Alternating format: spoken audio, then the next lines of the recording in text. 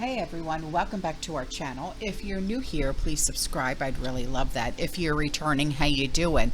What we're going to talk about today is about a towering inferno that has erupted in South Louisiana, an oil refinery, and it happened on Friday morning. And it sent plumes of black smoke, forcing an emergency evacuation of residents within a 2-mile radius. Although there have been no injuries reported, thank God for that, the incident has reignited concerns about the safety of such facilities, especially as it's the third fire to hit the plant in less than a year. The fire broke out at about 8:30 in the morning at the Marathon Petroleum facility in Garyville. It's situated about 30 miles northwest of New Orleans, and officials from St. John the Baptist Parish, they reported that the incident involved a naphtha, and that's NAPHTHA, release and a fire at one of the refinery storage tanks. Now, naphtha is a flammable and toxic kind of like raw petrol or gas distilled from crude oil, and a raw material for the chemical industry, which is often used in like soaps and varnishes. And St. John Parish President Jacqueline Hodard, she declared an emergency soon after the incident was reported, and an evacuation order was swiftly enacted for residents within a 2-mile radius of the blaze. And that order was lifted at about 2:20 in the afternoon after emergency crews managed to bring the fire under control and limit it to 2 damaged storage tanks.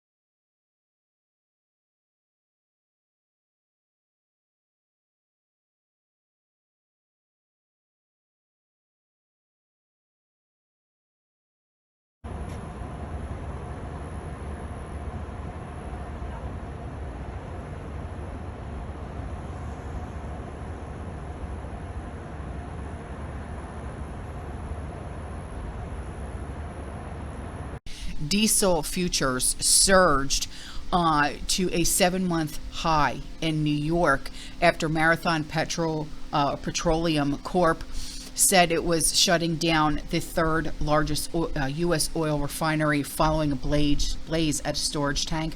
And diesel rose 5%, while gas futures jumped about 4%, and the outage threatens a deplete already below average distillates stockpiles at a time when the U.S. demand for the fuel is set to rise going into harvest and heating seasons. Now, Garyville is located on the Mississippi River between New Orleans and Baton Rouge, and they produce about 265,000 barrels a day of gas, or about 3% total of the U.S. consumption. It also makes about 230,000 barrels per day of diesel as well. And the refinery has a crude processing capacity of 596,000 barrels a day.